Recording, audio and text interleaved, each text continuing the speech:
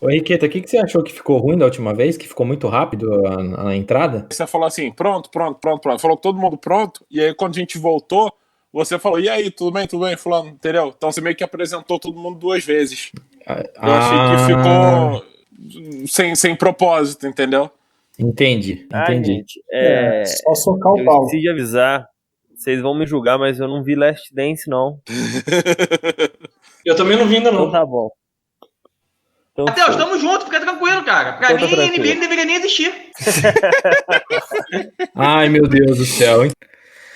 Ai, bom, então vamos lá, né? Só antes de começar aqui, deixar um trechinho de uma música do Teatro Mágico. O que fortalece é não dispersar. Quem resiste e insiste no fronte quer ver novo horizonte se levantar. 3, 2, 1.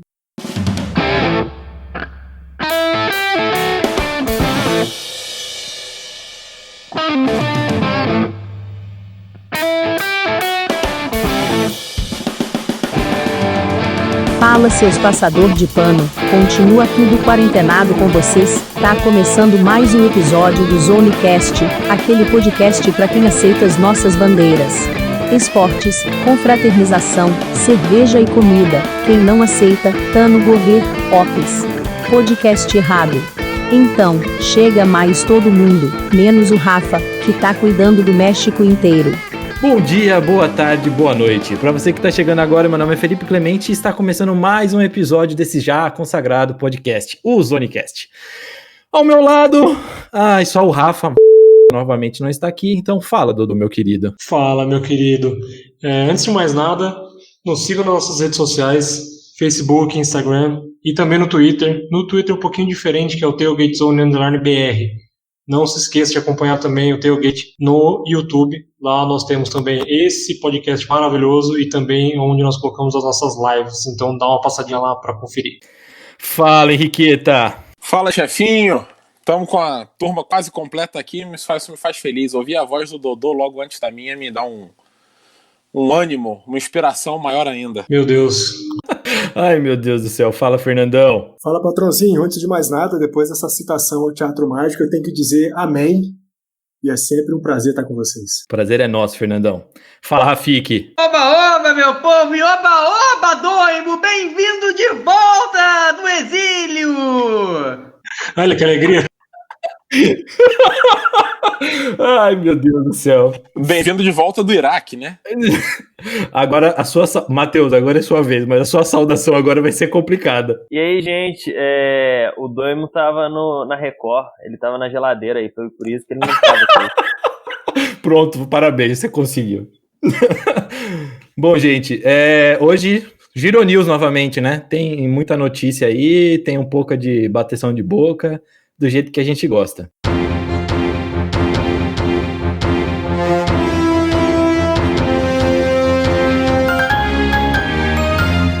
Um giro pelas notícias da semana. Vocês viram que eu tô apressado hoje, né? Mas só pra ter a groselinha, já entrou no Giro News, mas só pra ter a groselinha, vocês já viram o comercial que a Nike lançou aí? Alguém reparou nisso aí? É arrepiante. Eu normalmente tenho um problema com a Nike, eu acho que muita mídia, mas esse aí, meu Deus do céu. Eu também me arrepiei, mas me arrepiei de raiva, sabe? Como assim arrepiei de raiva? Porque eu acho essas chamadas que tocam muito no emocional, um tanto quanto infantis. Nós precisamos muito mais de razão e pouca emoção nesses momentos. Eu acho que a emoção nessas horas deixa a gente um pouco ainda mais cegos. Profunda. O Fernandão acabou com o meu começo aqui, mas tudo bem, vamos tocar então, vai. Vamos falar então do primeiro assunto que envolve NBA. James for three. Bang! At the buzzer! É impossível a gente não comentar, eu acho que não foi todo mundo que assistiu, né? Inclusive o Rafik já deixou até a mensagem aí nos 15 segundos iniciais, falando que a NBA nem deveria existir. Mas que seriado maravilhoso foi esse Last Dance, né, Fernandão? Bom, aí sim, aí agora a gente vai falar um negócio que me tocou profundamente, não por conta de ter podido conhecer um pouco mais o Jordan, claro, isso é relevante, mas de saber um pouco mais de gente que estava do lado dele, não só dentro de quadra, mas também ali seus seguranças, a relação dele com o pai e com a mãe. Com o pai era mais evidente, né? A gente sempre soube que eles eram muito ligados, mas foi muito legal ver o tamanho de caras como o Pippen, como o Rodman, o Kerr. Eu achei muito legal essa parte, além de, claro, imagens de jogos, para além do que a gente consegue ver nas transmissões da TV, foi muito legal. E bastidor é sempre muito bom, né? É muito bom você poder se sentir ainda mais íntimo de caras que você, por idolatrar, por ser fã, acreditam que são seus amigos, que estão muito perto de você. Quando você vê a vida deles acontecendo como a nossa, razoavelmente como a nossa, nos aproxima mais ainda, aproxima fãs e ídolos. É um negócio absurdo. E o Bulls ia para 10 títulos, né, Henriqueta? Se não acontece alguns causos ali no meio, na primeira aposentadoria do Jordan e depois o Jerry Krause não quer matar o time, né? Exatamente. 8 pelo menos, 8 por baixo. 8 por baixo. Acho que talvez ganhasse um dos dois ali, ou até os dois na entre-safra, né, das trilogias. E pelo menos mais um ou dois depois, eu acho. Eu fiquei até com um pouco de pena de Jerry Krause, porque ele é o grande vilão, mas ele é o grande vilão. Então pronto, ele é o grande vilão e acabou, né? É isso mesmo. E aí, como a gente falou aqui antes de começar a transmissão, eles seriam parados pelo Lakers de Kobe e Shaq. Acho que era o fim da linha na pior das hipóteses. Não, isso não é um consenso. Ou melhor, isso não é um consenso. É um consenso de mim comigo mesmo. Com o Fernandão. O Fernandão acho que também concorda com isso, né, Fernandão? Fernandão também. Eu quando comecei a puxar esse papo com a Henriqueta, eu até, no primeiro momento, coloquei os Bulls como favoritos por conta do Rodman. Eu acho que o Rodman faria muita diferença na defesa. Mas depois a gente começou a aprofundar um pouco mais na análise dos rosters e tudo mais, e ver médias de ponto. Eu acho que passei a concordar plenamente com o Henriqueta quando ele disse que o Shaquille O'Neal seria o desequilíbrio desse confronto. E não sei, acho que de 3 títulos ali entre Bulls e Lakers, se eles conseguissem decidir 3 títulos seguidos, eu colocaria 2-1 para os Lakers. É interessante, isso é interessante. Eu acho que o grande problema é que o Rodman, que era um dos pontos de desequilíbrio do Bulls, ele é 15 centímetros menor e uns 40 quilos a menos, sei lá, que o Shaquille O'Neal, né? Então, ele não teria, por melhor que ele seja, não teria físico para brigar com o Shaq. E não dá para botar Luke Longley marcando o Shaq, que acabou. Não dá.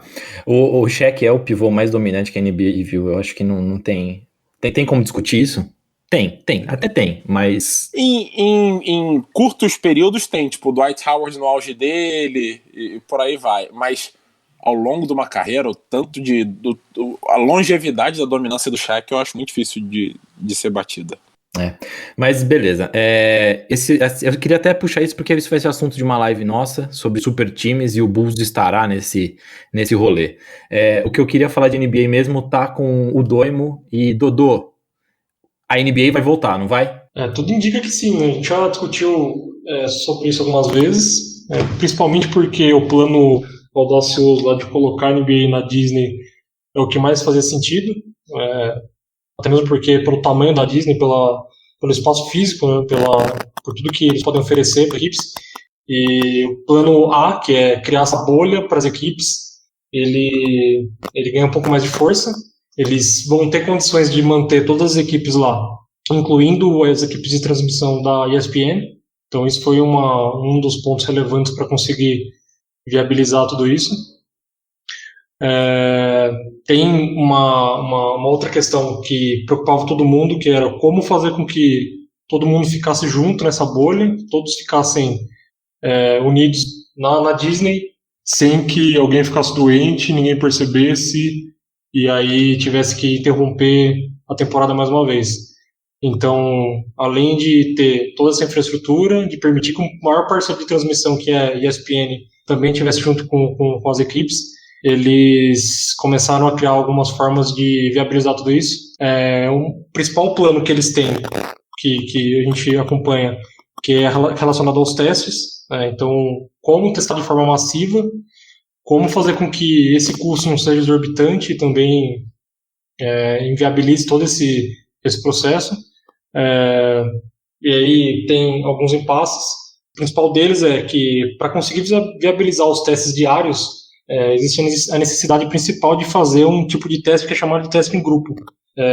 Eles têm que combinar o material genético de um grupo de pessoas para conseguir testar de uma vez só, usar um único teste para testar um número maior de pessoas. Isso é uma questão que é bem importante. Isso pode viabilizar ainda mais começar a temporada jogando na Disney.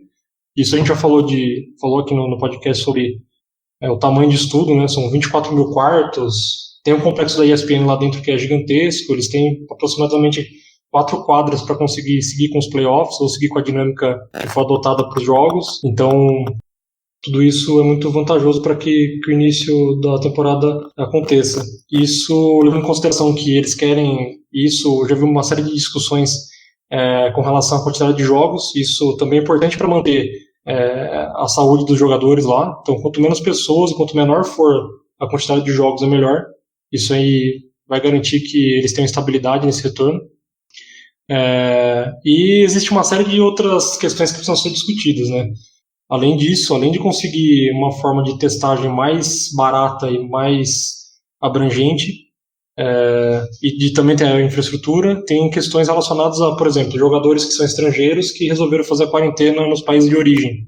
Além disso, quanto tempo vão durar os treinamentos? Como é que eles vão fazer para as equipes se revezarem nas quadras para conseguir não ter tanto contato assim, a não ser no dia do jogo?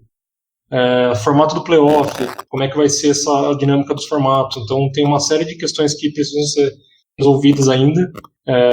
Eu acredito que tem tudo para funcionar com o que já existe, mas existem essas questões ainda de organização que vão ser bem relevantes para viabilizar tudo isso. E interessante, puxando aí, aproveitando do que o Dodô acabou de falar, quanto a como viabilizar a temporada, né, e formatos, etc. O Shams Charania, que é um repórter do The Athletic, ele divulgou que a NBA mandou uma pesquisa para os 30 GMs dos times, basicamente para saber a opinião deles sobre os formatos possíveis e como voltar e o que fazer, né, regras, etc. Então, por exemplo, aliás, primeiro, antes de chegar nas perguntas, parece que a proposta da NBA e dos GMs é ter um reinício do seguinte formato: 2 semanas de training camp, né, que seria para preparação e aquecimento, cada time na sua cidade ou onde quiser, se cada time por si,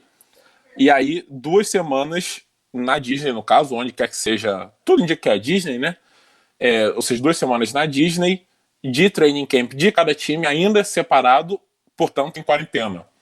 Então cada time teria 1 mês para voltar ao ritmo, sendo que as 2 últimas semanas seriam a quarentena de cada time para garantir que não vai ter esse contato e a transmissão entre times de qualquer contaminação que possa ter. E além disso, parece que na Disney os times eles dividiriam, ou poderiam dividir, fariam acordos entre si se quisessem, médicos, segurança, todo o staff, né, que roda em volta, poderia ser dividido entre os times para diminuir o número de pessoas e de riscos, ou seja, fazer meio que umas micro bolhas. E aí, como seria feito, já não cabe a mim especular, nem acho que ninguém sabe, isso aí é entre eles. Mas voltando à pesquisa, por exemplo, a NBA quer saber dos técnicos se eles querem, dos GM, se eles preferem uma volta direto para os playoffs, 16 times só, os 16 primeiros agora já entram diretamente para os playoffs, ou playoffs aumentados de 18, 20, 22 ou até 24 times, seriam 12 por conferência. Caso seja aumentado, como fazer? Se os 7 primeiros estão dentro, só o 8º, a briga aumentada é só pela 8ª vaga, ou pela 7ª e 8ª, como seria feito isso? Ou se retomar a temporada regular, e aí se retomar quantos jogos? Provavelmente não vão ser os 82, a indicação é que seriam 72 ou 76. A maioria dos times tem 65 jogos já disputados. Então seria mais 7 a 10 jogos por time. Outro ponto, por exemplo, quantos jogos de pré-temporada, entre aspas, teriam antes de ser retomada a temporada? 2, 3, 4, 5. Se aumentaria o roster, teria talvez até 3 jogadores a mais, que é para garantir que, caso de lesão ou escolha tática, qualquer coisa, já tenham jogadores ali quarentenados prontos para assumir. E o ponto que eu achei talvez mais interessante dessa pesquisa toda, porque nada disso é muito revolucionário, a gente já ouviu todas essas opções. O que eu achei interessante é o fato da NBA ter enviado essa pesquisa para os 30 GMs responderem. Mas o interessante é, um dos pontos é qual é a data mais tardia possível para o fim dessa temporada. Quando acabar a temporada? E as opções são 1º de setembro, 15 de setembro, 1º de outubro, 15 de outubro ou 1º de novembro. O que indica que a NBA, por si, está pronta para ir até 1º de novembro com essa temporada, se for o caso. Ou seja, eles também estão prontos para começar a temporada que vem, talvez em janeiro, né? Porque teria que ter a off-season, teria que ter o draft, teria que ter a retomada, né? A pré-temporada de novo. Então achei essa parte foi a mais surpreendente para mim, que eles deram como opção para os GMs dizerem que estariam ok terminando a temporada até 1º de novembro. E, enfim, mas tudo isso indica que a NBA está de fato tentando chegar na reta final desse planejamento, de fechar a proposta de retomada para ver como fazer isso. O negócio parece que esquentou mesmo na NBA, esquentou legal. Eu discuti com o Fernandão essa semana, aliás, sobre isso, e a gente entrou em alguns pontos de se isso era correto ou não era, se era realmente um momento de começar ou não, mas um ponto que é importante é assim, a partir do momento que os jogadores concordam no retorno, aí eu acho que eu já não falo mais nada. Se os jogadores concordam que tem que voltar, tem que voltar. O que você acha, Rafik? Eu concordo. Se os jogadores estão tão ok, coisa que não estão na Major League por enquanto, mas não vou de novo adiantar o assunto do podcast, se os jogadores estão ok, tem que voltar. O problema é que talvez esse plano da NBA de fazer o grande Big Brother fique datado muito rápido, porque essa semana nós tivemos uma evolução gigantesca em relação ao nosso podcast da semana passada, retrasado, que eu dei aquele panorama inteiro dos governadores. Nós tivemos 2 evoluções muito boas, que foi justamente o governador de Nova York, como eu já imaginava, mas principalmente o governador da Califórnia, um democrata californiano, liberando os eventos esportivos sem público. Né? E se a Califórnia libera, mesmo que a Califórnia tenha um pouco mais de liberdade para localmente proibir, fica muito complicado politicamente você localmente proibir se o seu governador já disse que está ok. Talvez desse até para fazer já cada um nas suas quadras. E só realocando um time ou outro de algum lugar que esteja complicado. Porque com a Califórnia aberta, sei lá, quantos times tem da NBA na Califórnia? 5, 7? Né? Sei lá, quase um quarto da liga. Já é uma grande ajuda. Talvez nem precisasse fazer esse movimento todo para fazer um Big Brother. A não ser que os jogadores digam que só entrem se fizer isso. Mas tem que tomar cuidado para política. No mundo atual, talvez essa ideia do Big Brother já fique meio que datada. Não precise mais. Realmente, são 4 times, né? Então, é significante. Sacramento Kings, Golden State Warriors, Los Angeles Lakers e Los Angeles Clippers. Então, realmente é interessante. A NBA, meus caros, deve voltar mesmo.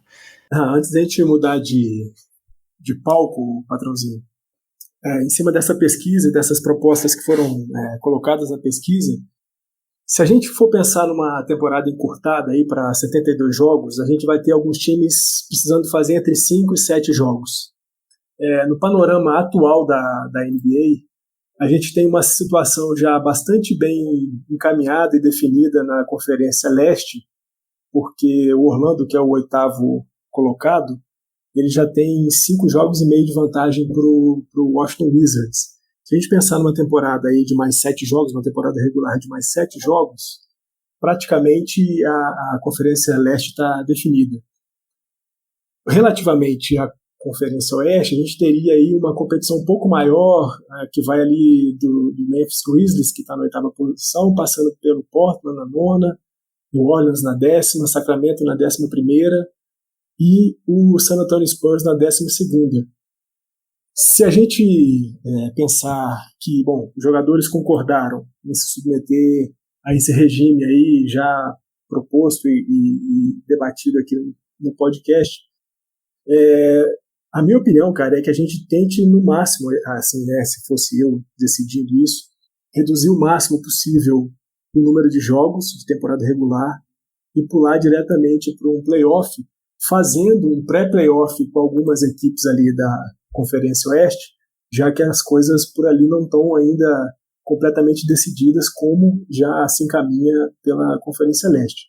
Então, a minha opinião se é para voltar, se você tem possibilidades de fazer um arranjo de jogos com uma menor quantidade, então que seja feito dessa maneira, porque, querendo ou não, cara, ainda que haja todo o controle, testes, protocolos sanitários e médicos, a chance de se contaminar é grande e a gente sabe, né, que uma contaminação num núcleo muito concentrado de pessoas pode acabar gerando uma imagem, um impacto negativo muito grande.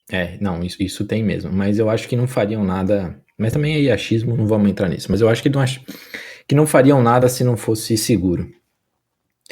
Bom, mas saindo da NBA, a gente vai entrar na NHL. Ovechkin storming in.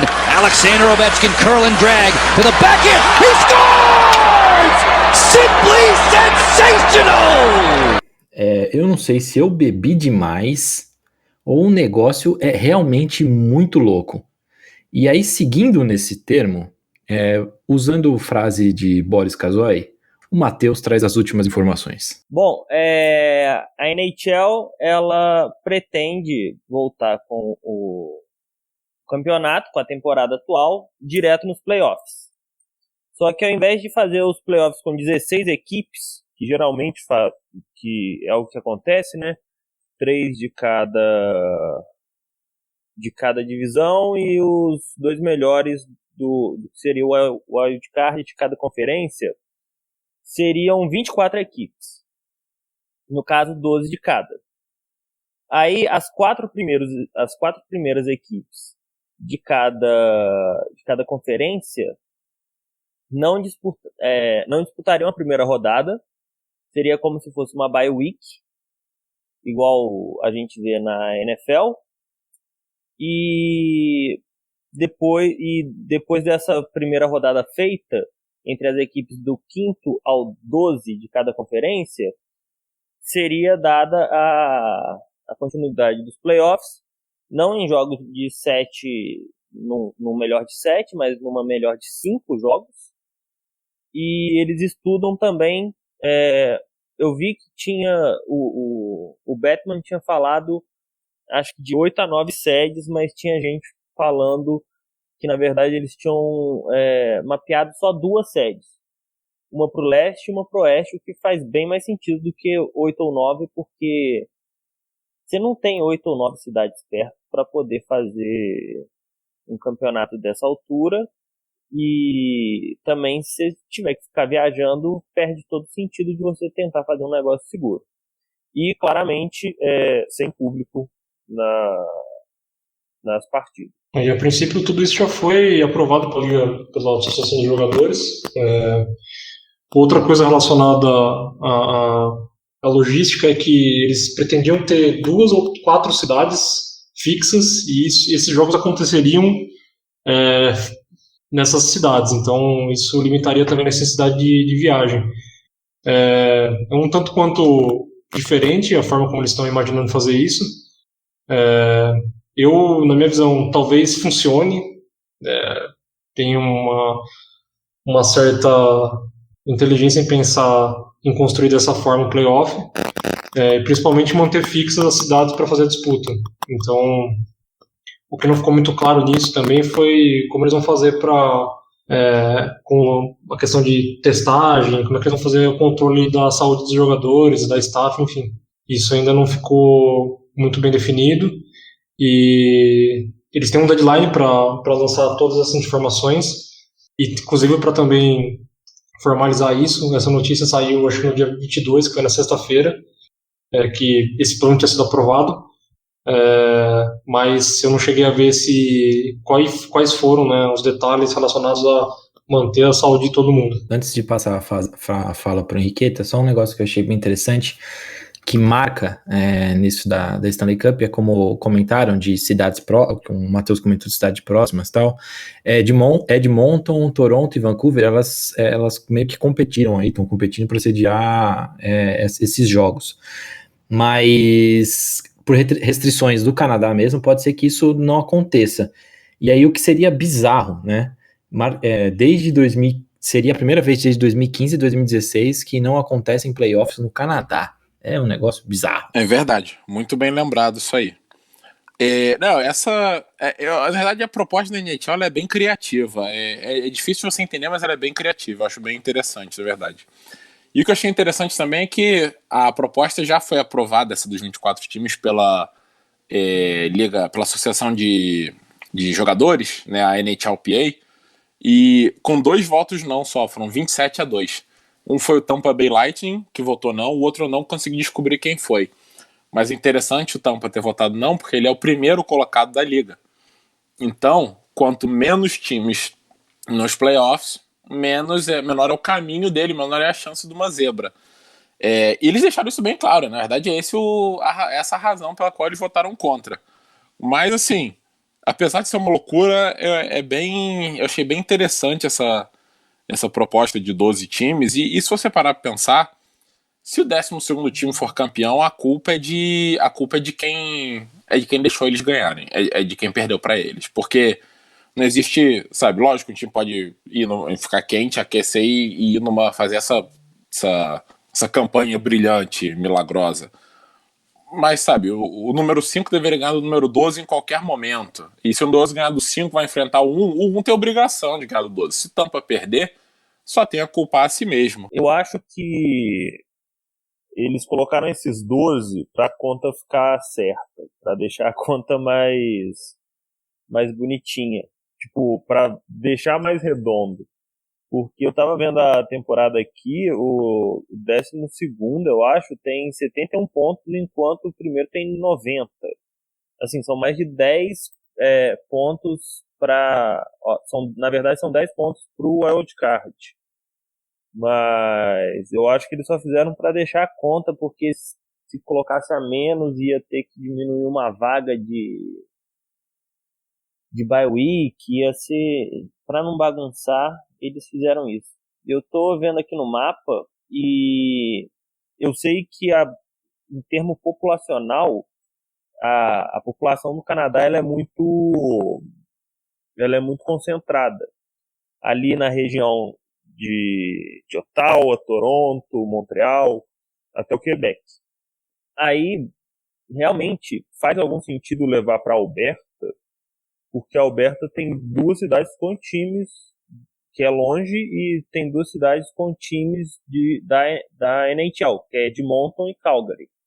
Então, pode ser que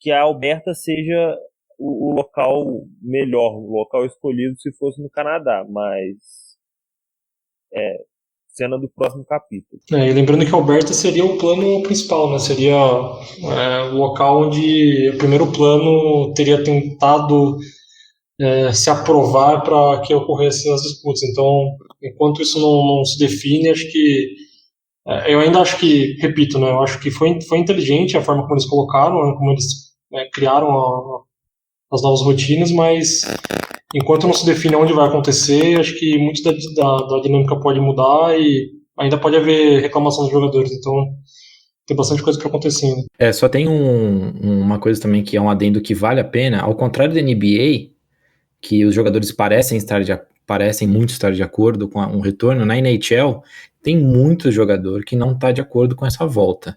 Então é um ponto de atenção e que também é como o Matheus falou, veremos as cenas dos próximos capítulos. Eu acho que isso é verdade, tem mais barulho na NHL contra a volta, mas eu achei interessante o fato da proposta ter sido aprovada por 27-2 na NHLPA, então provavelmente a maioria dos jogadores em cada time ainda assim está a favor, eu imagino, né? Eu imagino que o representante de cada time na associação dos jogadores, ele tenha colocado isso para o time e o time tenha aprovado. Também não sei, estou especulando agora. Mas 2 coisas que eu queria comentar rapidinho. O plano de Alberta, ele acho que ele foi criado porque a Alberta é o estado... A Alberta é como se fosse o Texas do Canadá. É o estado mais conservador, então é o estado que mais rejeitou, não, mas resistiu a se fechar ou tentar abrir em relação ao coronavírus, e acho que por isso a Alberta acabou virando uma opção inicial. Outra coisa que eu queria comentar é que o Matheus falou na questão dos 12 times, e eu acho que a razão por serem 12 é porque, embora no leste a diferença sejam 10 pontos, 5 vitórias, no oeste são só 6 pontos, 3 vitórias. Então, 3 vitórias em 13 jogos restantes, embora seja difícil de tirar, não é impossível. E aí você começa, é o que o Matheus falou, você começa a reduzir, vai para 11 times, mas aí, sabe, por exemplo, o Arizona, que é o 11º do Oeste, tá uma vitória só à frente do Chicago, que é o 12º. Então por que tem esse corte? E aí, como o Matheus falou, realmente despadroniza, né, o número de byes, o número de seeds e etc. Então, acho que o 12 também é porque se tira qualquer dúvida de, assim, um time como o Blackhawks, que na verdade já estava até pensando no draft, mas de poder reclamar e dizer que tiraram dele a chance, sabe, por uma posição, por uma arbitrariedade e por aí vai. Eu sou torcedor do Blackhawks, adoraria ver esse time tentar fazer a campanha milagrosa, mas é piada. Exatamente. Vamos para outra parte agora, que é MLB. Deals. And Bonds hits one high. Hits it deep.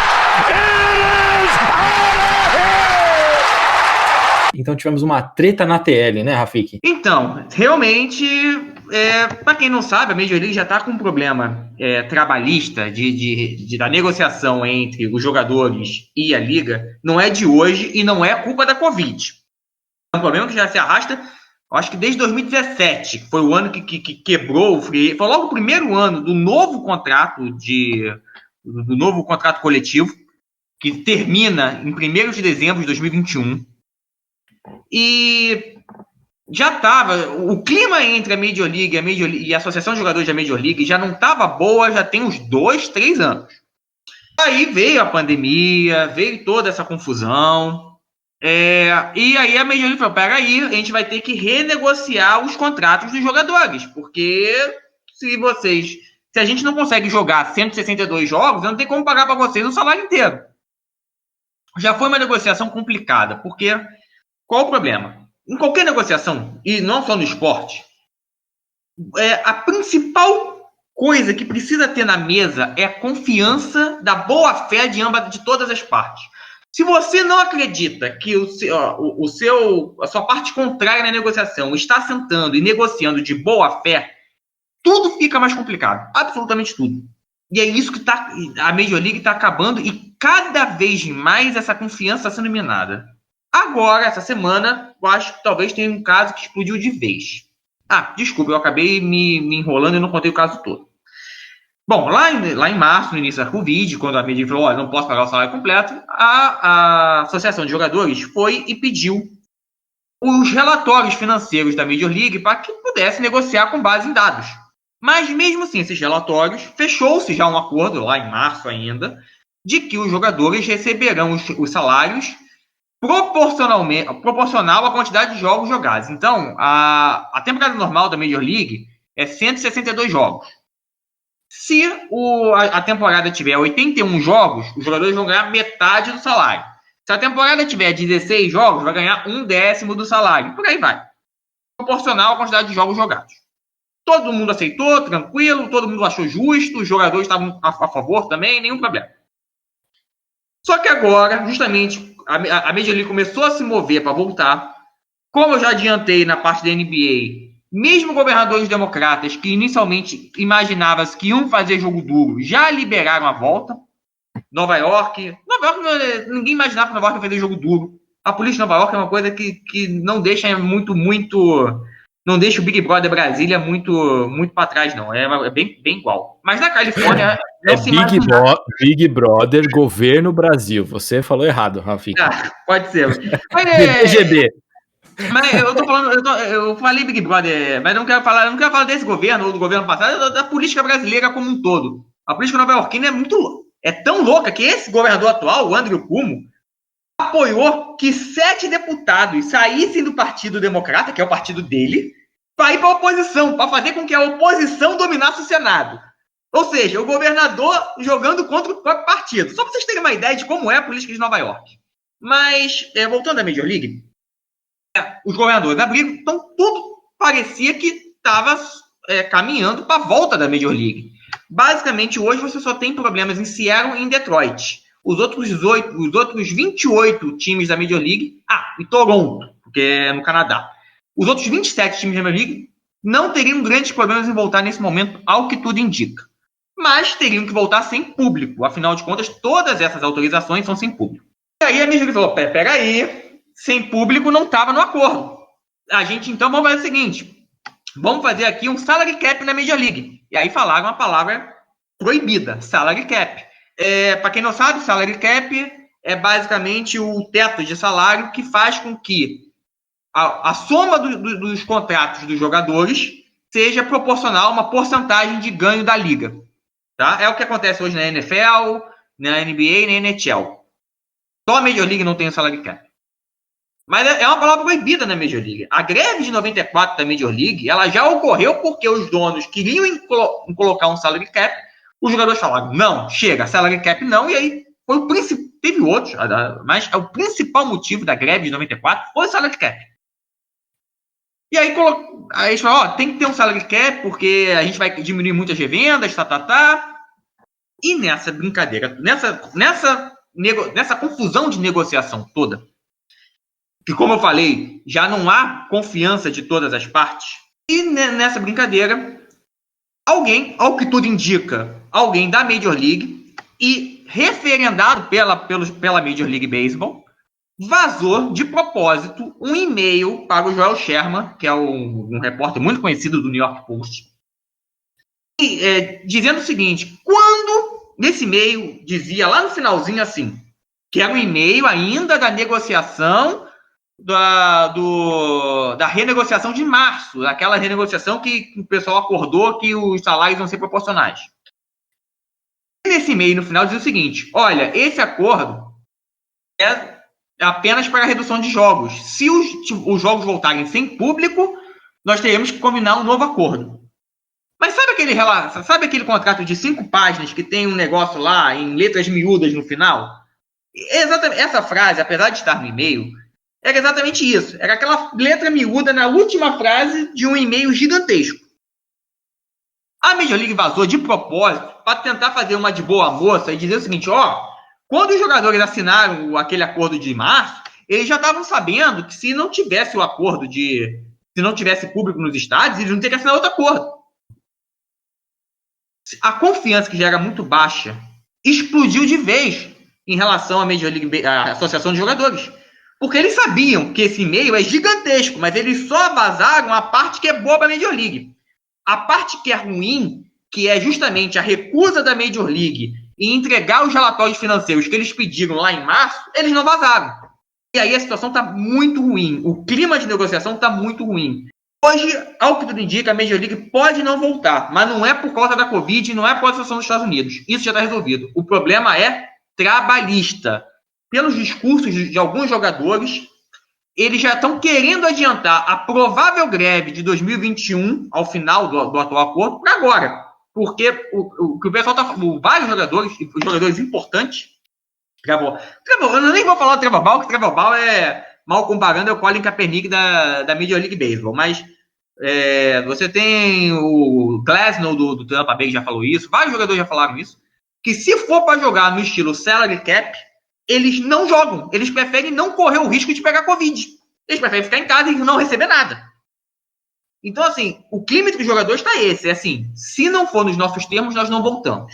Do jeito que está, se nada acontecer hoje, em tese, voltaria com o acordo que está em março, que é o acordo que os jogadores vão receber proporcional ao salário. Então, meu salário é de 500 mil, joguei 81 jogos, vou ganhar 250 mil. Isso é o que está valendo. Os times estão ameaçando que nesses termos não é vantajoso para eles jogarem. E os jogadores estão dizendo que nos termos dos donos não é vantajoso para eles entrarem em campo. um clima de pré-greve. A verdade é essa. Infelizmente, já está tudo pronto, os jogadores já estão até começando a se programar para fazer os novos treinamentos de pré-temporada.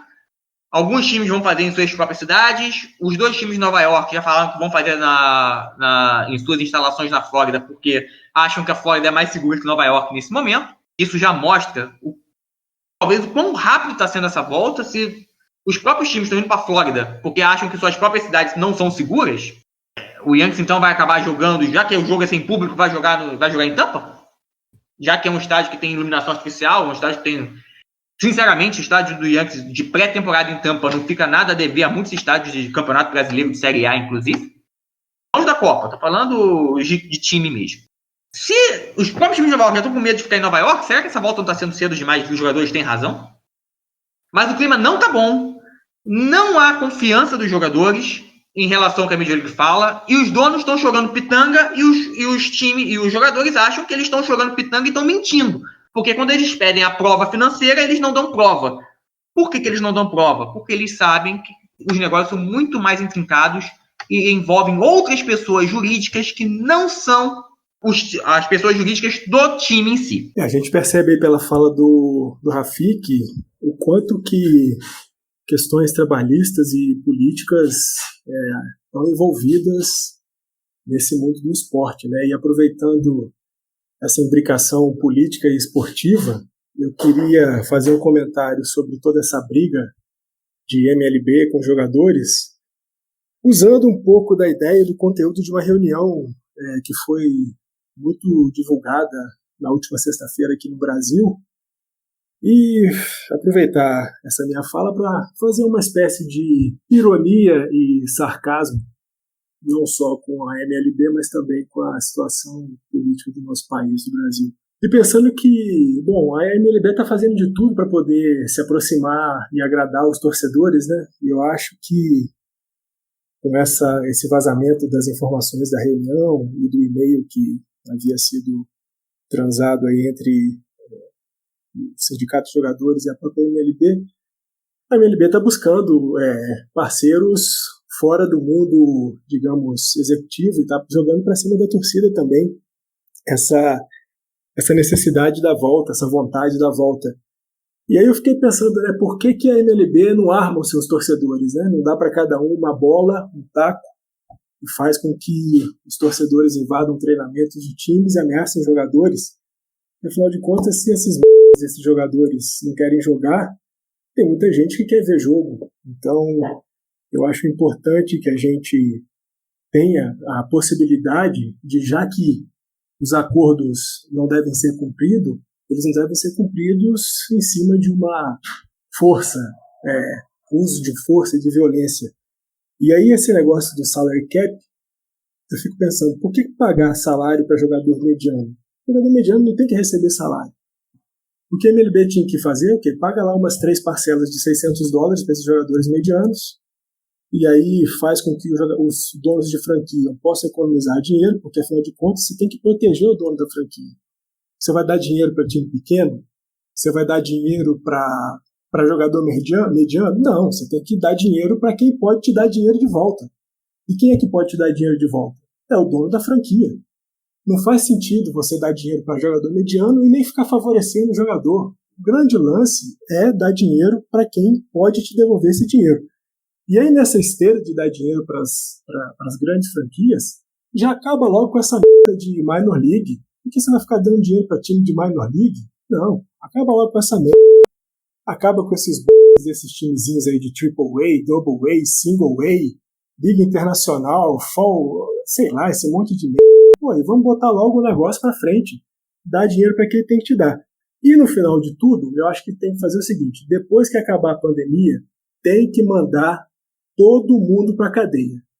Esses jogadores, esse diretor executivo do Sindicato de Jogadores, tem que todo mundo ir para a cadeia. Porque não dá para a gente querer ter um campeonato, querer se divertir e ter gente impedindo que isso aconteça. Não tem jeito. Então eu acho que esse é o caminho para a MLB atualmente. Eu acho que eu assino embaixo do que o Fernandão falou. Eu acho que é isso mesmo. Vamos resolver isso mesmo. Do jeito que o Fernandão falou. É perfeito. assim, traduzindo para o nosso português claro, né? Por que a gente vai ajudar a empresa pequena? A empresa pequena não retorna dinheiro para a gente. Vamos ajudar só as grandes. Inclusive, e vamos colocar também todo mundo para torcer dentro do estádio. Afinal, a MLB está estimando aqui que os jogos sem torcedor vão dar uma perda para ela aí de $640 mil por jogo, né, Rafik? Aí mesmo, $640 mil por jogo. Ou seja, é mais do que o salário inteiro, o salário mínimo inteiro de uma temporada de um jogador, ou de um rookie, ou de um jogador que simplesmente recebe salário mínimo na Major League. Só aí você talvez já veja que há uma discrepância bem grande nos salários. Mas esse dado que a Major League soltou para a imprensa também está criando outro problema em relação a essa negociação com os jogadores. Por quê? A Major League diz, gente, eu vou perder 640 mil por jogo. Aí a Associação de Jogadores diz, olha, ok, realmente se for esse valor, é um valor muito grande, eu até aceito negociar, mas eu quero que você me prove que é 640 mil. Cadê aquelas planilhas financeiras que eu pedi ainda em 15 de março? E até hoje, que nós estamos gravando esse podcast em 24 de maio, vocês não me enviaram. 2 meses depois, vocês ainda não me enviaram o que eu pedi há 2 meses atrás. Como é que eu vou acreditar no número que vocês inventaram da cabeça? Afinal de contas, todos nós sabemos que vários negócios em torno do estádio pertencem aos donos de time, mesmo que não estejam cadastrados na pessoa jurídica do time. Por exemplo, existem times em que os donos dos times são os donos dos estacionamentos em volta do estádio. Lembrando que na Major League, 28 dos 30 estádios têm o estacionamento, tem a ida de carro, como a principal fonte de entrada dos jogadores, dos torcedores nos estádios. Só os 2 estádios de Nova York não usam carro primordialmente. Se os donos também são os donos dos times, são os donos dos estacionamentos no entorno, eles também vão perder dinheiro em relação ao público não estar no time, certo? Só que esses estacionamentos não pertencem à pessoa jurídica do time. Pertencem a uma outra empresa que não tem nada a ver com beisebol, mas que o dono também é o mesmo dono do time. E aí o pessoal, vocês estão estimando esse valor de acordo com a perda das pessoas jurídicas desse entorno que nada tem a ver com beisebol. Mas, quando a gente vai negociar com a Major League, a gente não negocia com essas empresas por fora. A gente negocia com os times. Então, vocês estão querendo passar para a gente um prejuízo que quando esse negócio voltar a dar lucro, a gente não vai ver o lucro, porque não tem como no contrato coletivo eu obrigar uma empresa jurídica que nada tem a ver com a Major League a dar o lucro dela para a gente. E isso está embolando ainda mais a negociação. E por mais que não se fale muito, é verdade. Todo mundo sabe disso. Vários dos negócios em torno dos estádios pertencem aos mesmos donos dos times. Tá ali, digamos assim, camuflado, aquela pessoa jurídica que pertence a outra pessoa jurídica, que pertence a outra, mas que no final das contas você vai ver que o principal acionista é o dono do time. E aí eles falam, beleza, vocês querem instituir um salary cap? Eu posso até discutir. Mas vamos instituir um salary cap direito. Porque a Major League quer instituir um salary cap só em cima das revendas de estádio. Cota de transmissão televisiva não entraria. Essas empresas no entorno não entrariam. O que os jogadores falam, vocês querem um salary cap? Eu posso até pensar em negociar. Mas é um salary cap inteiro. Vai entrar os contratos de transmissão, vai entrar essas empresas, vai entrar tudo. Por quê? Senão a gente vai perder dinheiro, porque vocês vão ter prejuízo, mas quando vocês voltarem a ter lucro, a gente não vai ter o lucro. Já que essa parte do lucro está fora do salary cap que vocês estão propondo. Então, assim, o clima está muito ruim. Claramente, o Rob Manfred não é um bom negociador. O dinheiro já não está mais jorrando como na época do Bud. Porque na época do Bud Selig, era muito... Bud Selig, para quem não sabe, é o comissário da Major League anterior ao Manfred. Na época do Bud Selig, o dinheiro jorrava. Então era muito fácil. Enquanto está jorrando dinheiro, era muito fácil agradar todo mundo. Os contratos de televisão duplicavam, triplicavam de valor. Aí você vai e duplica o salário dos jogadores e fica todo mundo feliz. É fácil fazer contrato assim. Agora que o salário que parece que os valores bateram no teto, em farinha pouca, meu programa primeiro todo mundo quer. O Manfred, obviamente, está vendo demais o lado dos times. E ele está esquecendo de pensar na liga a médio e longo prazo. Está todo mundo esquecendo do quão grave foi a greve de 94 para a Major League. Mas, veja, se você tem um comissário que acha que o troféu da liga é um pedaço de metal, o que dirá que ele acha dos jogadores, né? Então, infelizmente, encerrando a minha fala, eu digo o seguinte: pode até ser que a Major League volte. Pode até ser que os donos... E particularmente eu acredito que no final das contas os donos vão baixar a cabeça e vão seguir o acordo de março, porque esse novo acordo me parece impossível. Até porque, quando falou em salary cap, surgiu um cara do nada que é o Scott Boras. E Scott Boras sabe negociar melhor que todo mundo. Deixa o Manfred no bolso. E se o Boras entrar como negociador principal, mesmo que nos bastidores, fora dos holofotes, a favor dos jogadores, o Manfred não vai conseguir dar baile no Scott Boras. É mais fácil o Scott Boras dar baile no Manfred. Então, assim, eu infelizmente acho que até 2022 nós vamos ter uma greve na Major League. Eu não sei se vai ser agora, vocês vão conseguir segurar essa greve até o final do atual contrato coletivo em 2021, no final de 2021, mas eu, infelizmente, já estou me preparando para uma greve na Major League nos próximos anos, porque o clima está muito ruim, como desde 94 não estava. Dito isso aí, tudo que o Rafik falou, a gente já vai ter um clima bastante positivo para o CBA de 2022, e só ratificando uma frase espetacular que o Rafik disse no pensamento dele, na exposição dele, e que é muito comum aqui no nosso Brasil: farinha pouca, meu pirão primeiro. Ai, eu não sei nem como chamar as dicas, galera. Matheus, você tem alguma coisa pra chamar as dicas? Você tá quietinho aí? Fala que você tem, vai. Não, gente, eu tentei fazer alguma correlação com a política brasileira, mas tá feio, não dá nem pra fazer piada. Eu só acho que quem diria que o Scott Boras ia ser o nosso novo malvado favorito. O agente que todos os fãs se acostumaram a odiar, porque foi quem sempre puxa os preços do mercado para cima, mas agora ele parece que tá do lado certo da história, né? Quem diria? A gente tá ultimamente cheio de malvado favorito. O mundo tá tão louco que a gente tá cheio de malvado favorito. Não, mas se a gente jogar aqui... É que não dá pra... Eu vou ser sério, eu não gosto nem de falar de política brasileira aqui no podcast. Não sei nem exatamente porquê, mas assim, a política brasileira, basicamente, é o wide receiver Brasil, né? Aquele cara que tem rotas tão estranhas, que até o Peyton Manning balança a cabeça negativamente porque não entendeu a rota do wide receiver e o passe foi incompleto. Então eu acho que deu certo. Vamos para as dicas, vai.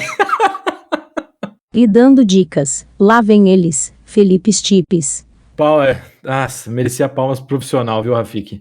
Bateu uma salva de palma aqui pro profissional.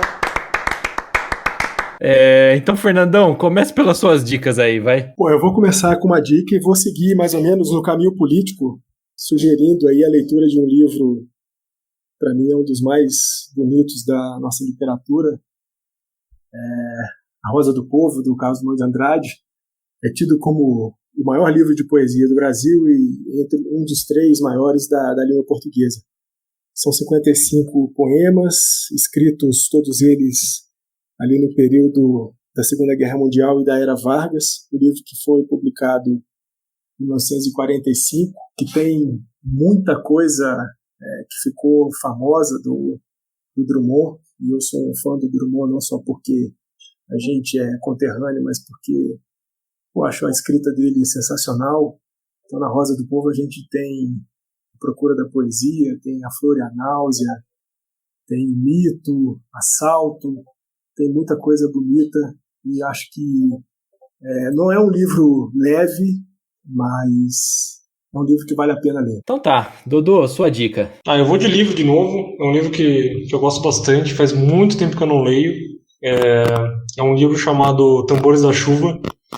O escritor, eu já falei o nome dele algumas vezes para algumas pessoas, já me corrigiram várias vezes, eu não sei o nome correto, a pronúncia correta, mas da última vez que me corrigiram é Ismail Kadare. Foi um livro que ele escreveu na década de 60. Ele fala sobre o cerco do exército otomano a uma fortaleza cristã na Albânia, né, na região dos Balcãs. Ele conta, até com um pouco de referência ao que ele viveu durante a Segunda Guerra na Albânia, né? Ele é um escritor albanês. É muito interessante como ele coloca o que as pessoas dentro do castelo e fora, né, elas passam durante o cerco até a chegada da temporada da chuva. E o que a chuva seria benéfica para ajudar as pessoas que estavam dentro do castelo e como é que elas ajudariam essas pessoas. Então, o que é bastante interessante é que ele coloca referências de coisas que ele passou durante a guerra e de coisas que a Albânia passou em diversas ocupações, né? Tanto, né, da invasão da Itália fascista, da Alemanha nazista e da União Soviética. E mesmo escrevendo esse livro durante uma censura stalinista, né, na década de 60, que foi bem corajosa da parte dele colocar, expor num romance, né, expor um acontecimento histórico através de um romance durante uma censura complexa, né, uma censura soviética, colocando pontos também durante a ocupação na Albânia desses países, né? Então é um livro bem interessante e vale muito a pena. Muito, muito bom, Dudu. E aproveitando já, deixa aí que eu já falei de teatro mágico logo no começo, você falou que te corrigem o nome, né? Sempre quando eu tento oferecer para alguém fala um nome diferente, então por aí. Exato. Então tem algo em mente. Acredito que errado é aquele que fala correto e não vejo o que diz, entendeu? É bem por aí. Palmas do Tocantins. Henriqueta, sua dica, por favor. Aproveitando a onda de livros e falando da Segunda Guerra Mundial, como o Dodo falou, a minha dica é Caçando Eichmann, o livro, na verdade, falando também de nomes que eu não sei pronunciar, deve ser Caçando Eichmann, que foi o líder da Solução Final dos judeus, né, o líder nazista, e o livro é contando a história da missão israelense do Mossad para capturar o Eichmann na Argentina, onde ele tinha ficado escondido por 15 ou 20 anos e não sabia onde ele, não sabia o paradeiro dele por muito tempo. E o livro, a história eu já conhecia, o livro é de 2009, se eu não me engano, tem um tempo já que eu li, mas tem inclusive um filme no Netflix também, contando a história, mas o livro conta com um detalhe maior, uma precisão muito maior e recomendo bastante, vale muito a pena, a leitura é fácil, não é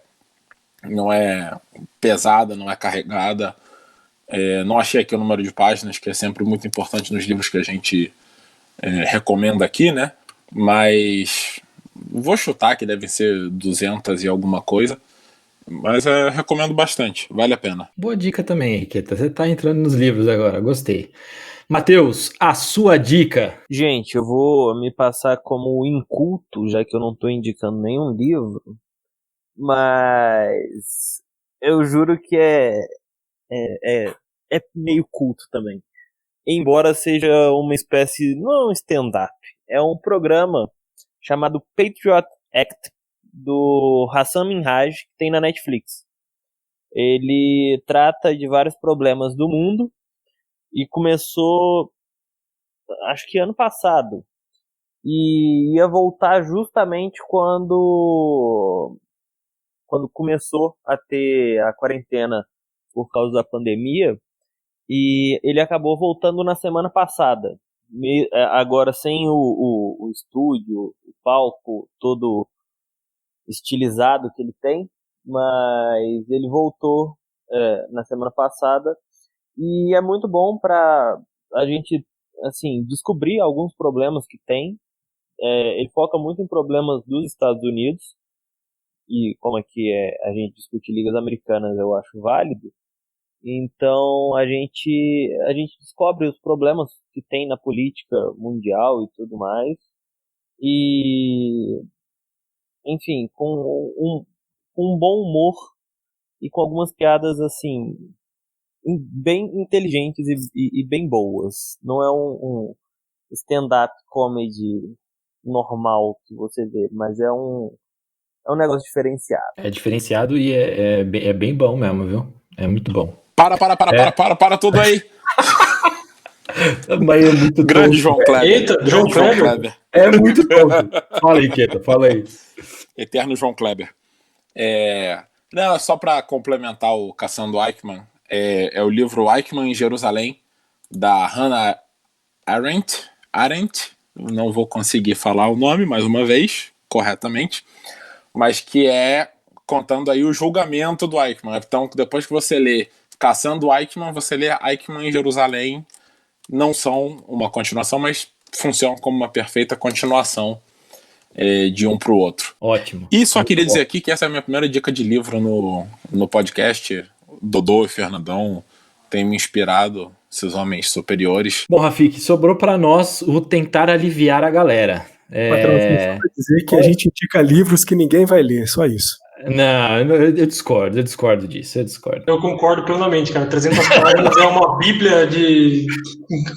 Ninguém lê, tenho certeza, mas enfim, tá aí.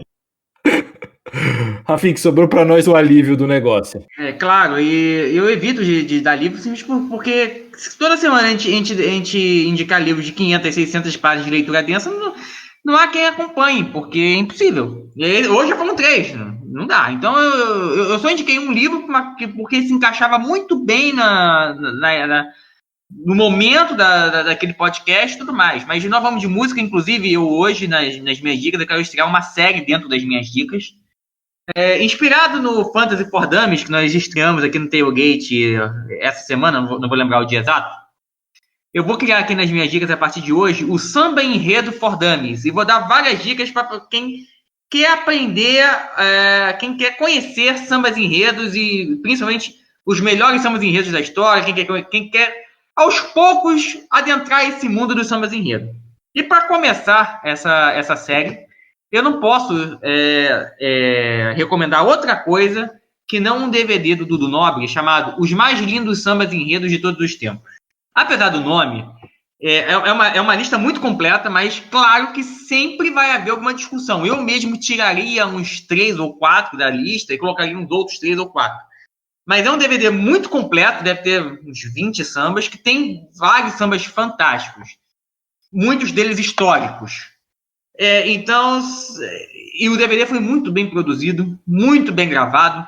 Então, assim, se você quer conhecer o básico do básico dos grandes sambas enredos da história e quer descobrir se você vai gostar ou não de samba enredo, vê esse DVD. Está até disponível no YouTube, depois o Felipe vai passar o link. Porque, assim, se você ouvir esse DVD, ver esse DVD e não gostar do DVD, é porque samba enredo não é para você. Então, para começar um samba enredo para dames, indicar esse DVD, que para mim é o melhor trabalho de sambas enredos, assim, entre aspas. Para quem não conhece tanto, só dentre os mais populares, os mais famosos, é o melhor trabalho de todos. Então, essa primeira lição do Samba Enredo for Dummies, Dudu Nobre, os mais lindos sambas de todos os tempos. Vejam o DVD, que o DVD tem mais faixas que o CD. O CD é de 10 anos atrás, e entre o CD e o DVD, alguns sambas que estavam faltando no CD foram incluídos no DVD. Maravilha. Como eu disse, o alívio sobrou para mim e para o Rafik. A minha dica fica por conta de um show, um disco, como vocês queiram. Graças à quarentena, eu acho muito engraçado falar isso, mas graças à quarentena eu comecei a me reencontrar com algumas coisas. Eu não vou falar de bandas emo, porque ficaria só eu e o Matheus discutindo essa coisa aqui, né? Porque eu descobri que entrou alguém pro site que curte a mesma coisa que eu. Eu fiquei espantado. Mas enfim, não é. Eu me reencontrei, eu voltei a ouvir diariamente uma coisa que eu ouvia muito de adolescente, que é o teatro mágico. E recentemente, o Fernando Anitelli, que é o palhaço, que é o vocalista deles, ele fez um show pelo Brasil, voz e violão. É só ele, voz e violão, como ele mesmo brinca no começo do show. E é o que tem feito respirar nesses dias de quarentena. É teatro mágico e especificamente esse show. Então, para quem quiser, tá no YouTube, procura lá, o Teatro Mágico. Aqui, por enquanto, é tudo ainda. Tem do show propriamente, são 15 músicas, depois você na playlist ainda tem mais algumas, vai até a 23. Então assim, vale muito a pena, as letras são carregadas, é poesia mesmo, é um negócio muito gostoso de ouvir, é muito bom, faz bem pra alma. E eu gostaria de encerrar realmente com o Teatro Mágico, que eu acho que é legal. Meus queridos, foi muito bom estar com vocês, foi muito bom conversar com vocês, e aquele efusivo abraço em cada um de vocês, virtual, porque na verdade eu queria dar um abraço real, mas não podemos ainda. Abraço. Virou febre esse beijo aí. Vai, depois do Fernando ter mandado o beijo, considerações de cada um pra gente falar tchau, vai. Até mais, gente. Até a próxima. Espero que seja semana que vem. Valeu, gente. Sempre um prazer. Mais uma semana de quarentena e vamos que vamos. Um abraço, pessoal. Aproveita que tá ficando frio. Boa. Frio dentro de casa. Cara, eu só queria falar que eu falei muito mineirês agora, que foi dentro de casa, não dentro de casa. Só deixo isso aqui gravado. O que eu posso dizer é que sigamos, porque um passo à frente e você já não está mais no mesmo lugar. Perfeito, perfeito. Dodô, beijo, meu querido. Muito obrigado, senhores. Como sempre, bebam muita água, lavem as mãos e, se você puder, pelo amor de Deus, fique em casa. E ele esqueceu da cerveja, mas nós não esquecemos. Não, senhor. Não, jamais esquecerei. Não é um conselho sábio pro momento. Toma cerveja, todo mundo. Diga, um beijo. Pode tomar cerveja. Alice. Então é isso, gente. Valeu. Até semana que vem. Abraço. É isso aí, seus passador de pano. Acabou mais um episódio do Zonecast. Essa semana foi louca, hein? Teve vídeo que foi vazado do pay-per-view do BBGB. Na verdade, vazado não, o Boninho do BBGB liberou em rede nacional mesmo, e a coisa foi louca. Teve tanta coisa absurda, que minha inteligência artificial ainda está tentando processar algo, só doideira. No entanto, o mais importante é lembrar a todos, que palavrão é o que menos importa, porra, vai se foder, seus merdas e seus estrumes, o mais importante é o conteúdo, caralho. Só é uma pena que a edição do BBB, o original, seja melhor que a da Globo News, ou do Jornal Nacional. Tinha coisa boa lá, viu? Acho que gerava um belo fogo no parquinho, era só deixar a boiada passar. Enfim, é isso, vamos para as recomendações, pois é sempre bom lembrar. Além de continuar nos acompanhando nas redes sociais, no site, e ouvindo o podcast, bebam muita água, lavem bem as mãos, informem-se através de cientistas ou médicos, e nada de cair no conto do vigário bom, semana que vem tem mais, e, já que seguimos sem abraços e beijos então, como novo costume, toquem os de luz no cotovelo de vocês.